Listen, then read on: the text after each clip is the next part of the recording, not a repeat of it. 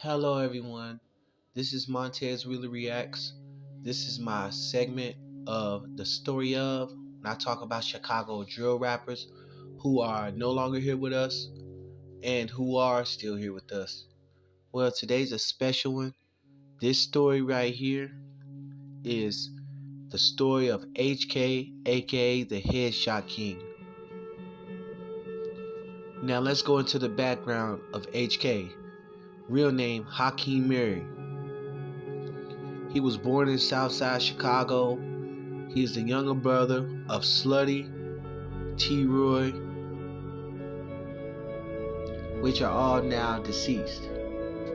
Hakeem Murray lived on the south side of Chicago, and he grew up in Parkway Gardens. That's what it was called before O.D. Perry got killed. Then it was called Oblock. Oblock beef with STL, JoJo World, and Taekwon World. Taekwon World stood for TW because a young guy named Taekwon was shot and killed at a party, which it was believed was someone from Oblock that did it, and there was two people that was actually arrested for that. That was just giving you a little bit of background on who Oblock was into it with at that time. You didn't really hear about HK a lot coming up in the drill scene, but you heard about his older brother T-Roy. T-Roy was the top honcho in Oblock. He was with the next top honcho, which is Oblock King Von. It was even rumored that they both were so much of best friends that they would keep up with each other's body count to see who can kill more ops than the other one. It was rumored that T-Roy didn't allow HK to be in the streets because of what was going on. He didn't want his brother to be involved in none of that. HK was like a cool guy. He was kind of like one of those guys that would just be in the background in the videos you'll see here and there, and didn't realize it was him this whole time until a lot of years that went past. Or he's just the type of guy to be a ladies' man, you know what I'm saying, to be with the gang and all the pictures. You didn't really see HK inside the streets a lot. It was always said that HK used to look up to T-Roy, and with the help of Chief Keef shouting out T-Roy in songs, let the ops know who T-Roy is for sure, and let the world know and everybody on the block know that T-Roy was one of the top dogs. So HK actually used to look up to T-Roy real heavy. You can tell HK's love with T-Roy through numerous pictures. There was even a picture of T-Roy and HK playing a video game console, which shows that they actually lived in the same home.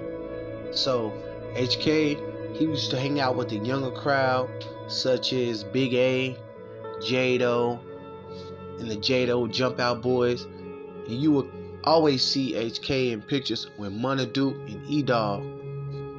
Well, in Chicago-like fashion, Oblock would begin to take a lot of losses. They begin to lose people like OD. They begin to lose people like J Money.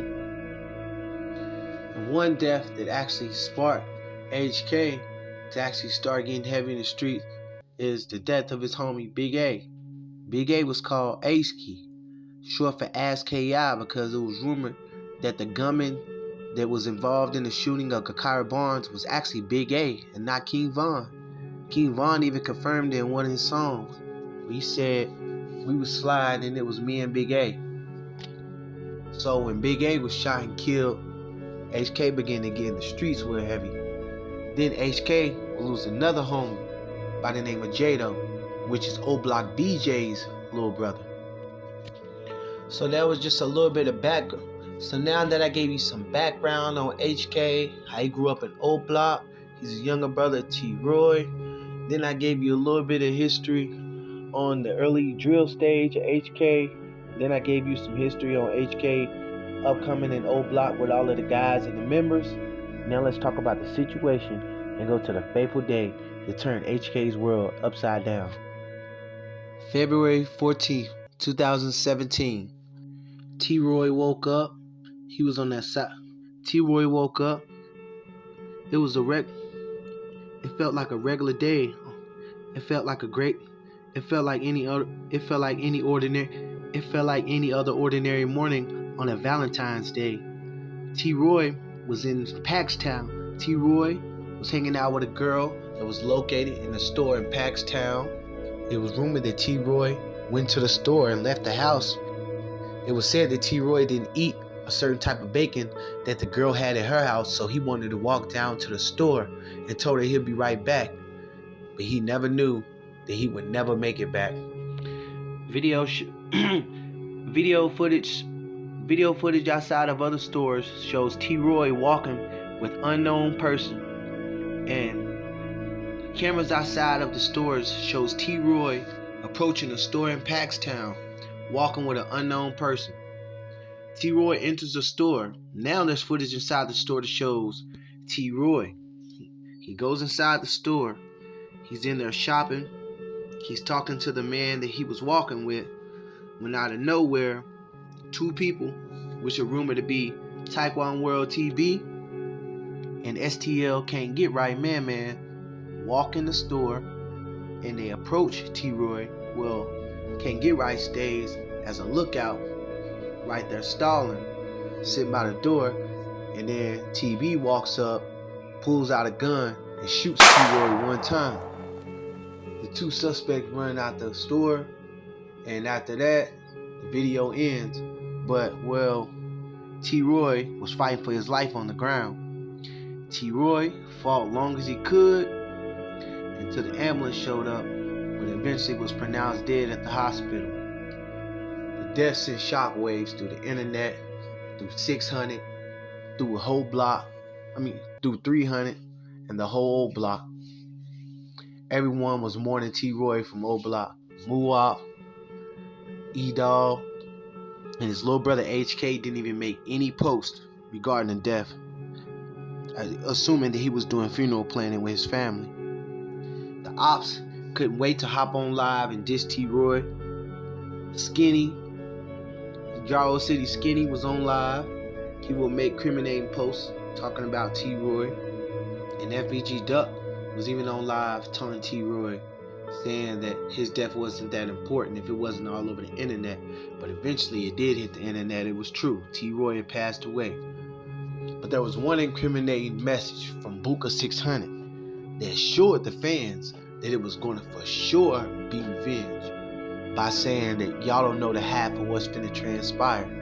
Chief Keef responded to T-Roy's death. Lil Durk, 600 Breezy. Everyone knew, but everyone wondered what was going to happen. The fans just sit back and waited. Eventually, the first murder would hit the airwaves, all over the internet. And that was T.W. Poppy. Poppy was at work. It was rumored that Poppy was at work.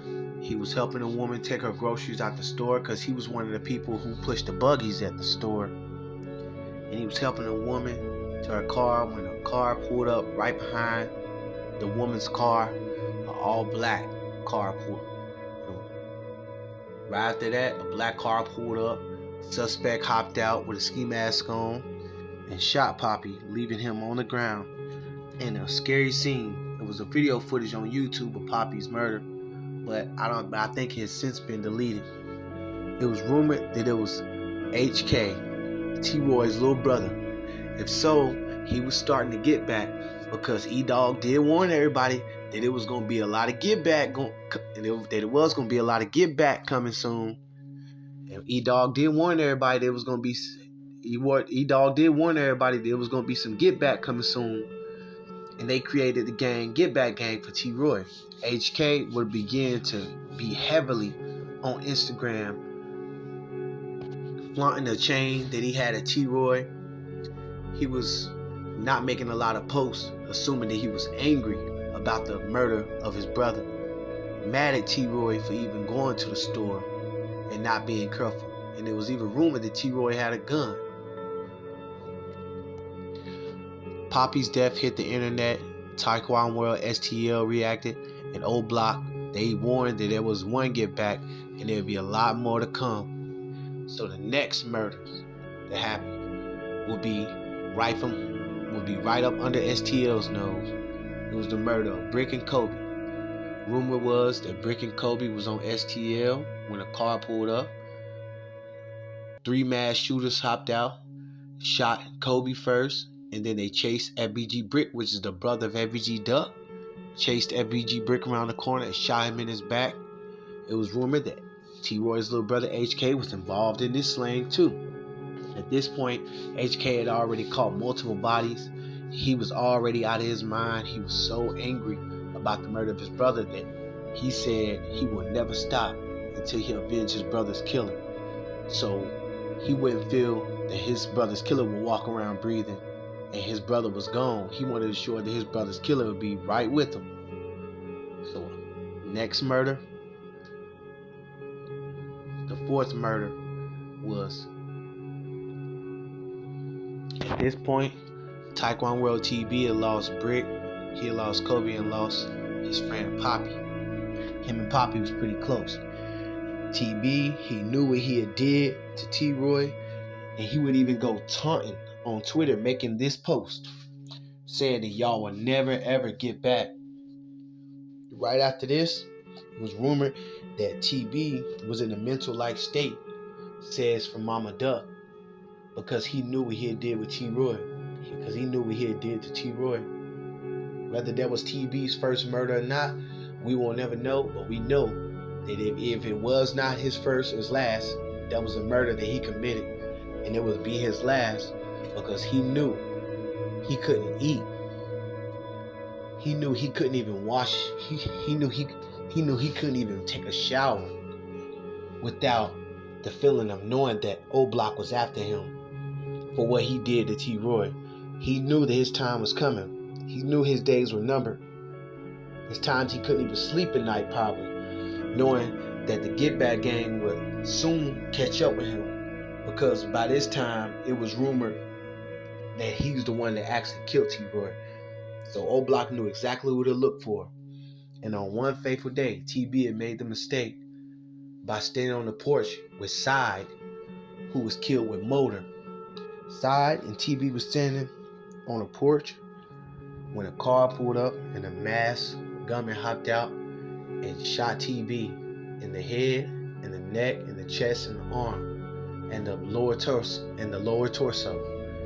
And Side was shot in the head, but he survived, but TB didn't. It would be all over the internet that Oblock had finally got their get back on TB, and T-Roy's killer was assured dead. And it was also assured to everybody that T-Roy's killer was also now dead. TB, it was rumored that when HK hopped out, because it was rumored that HK was the gunman in this situation, it was rumored that HK, when he pulled up and hopped out on TB before he shot him and killed him, TB actually looked at HK and said, "You got me," indicating that he's the one that actually murdered his brother. HK got that get back, and now it seemed like the get back game would kind of simmer down, but then you already know it always gets worse. On one fateful day, HK, he was hanging out with McAdoo and Lil D when they seen a guy walking in the Oblock. He was not a gang member. They mistaked this man for a gang member and chased this man into the apartments. The man had ran into his apartment, locked the door, and shot through the door and shot HK. McAdoo and Lil D ran off. HK continued to lay right there on the floor in Oblock. I guess they mistake the guy for being a gang member and thought he had something on him that was valuable. As HK lay right there, McAdoo and them run off. The police, they pull up, the ambulance take HK. Of course, a crowd is assuming around Oblock now. They take HK's body. After the crowd crowded around Oblock, they take HK's body out. They take him to the hospital where HK was pronounced dead. HK passed away, but he didn't die to a get back. Now, right after HK's death, Oblock didn't make any secret that HK avenged T-Roy's death. Boss Top even said, "Long live Headshot." Heck, he did that for Boss T, indicating that he got back for his brother. So I want to let everyone know right now, what we can learn from HK is that you can be just like HK and be cool. But as long as your family is in the streets, such as his brother T-Roy, it's always a high chance that your family member can be murdered. And then you don't know what you would do until it happens to you. HK didn't think that he would become a serial killer, but he knew that. But he knew. But when T. Roy was killed, HK lost his mind. He probably looked at his mother and thought, "You don't know, Ma." He probably looked. HK had to look at T. Roy. HK had to look at his mom, knowing that the ops killed him. HK had to see the pain in T. Roy and his mom's eyes. That's what made HK had to look down and see T. Roy in the casket. That's what made him. That's what made HK go crazy. And well, it resulted in HK becoming a killer, and he did indeed get back for his brother, which is what any brother should do. So what we can learn from HK is you could become a HK's when you can. We can learn from this story is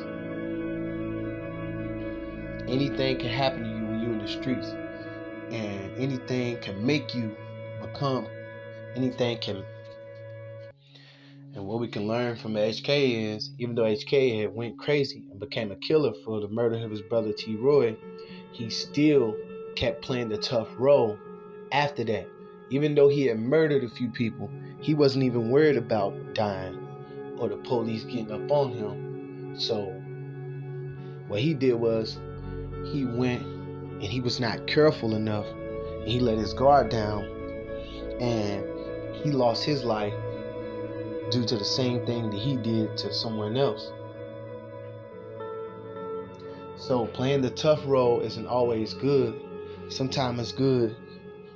So playing the tough role isn't always good. And it's rumored now that HK would actually be charged with the murder of TB and Poppy if he was alive after the FBG Duck Rico case. So yeah, I want everyone to like this video, comment, and subscribe. This was the story of HK Headshot King. Peace.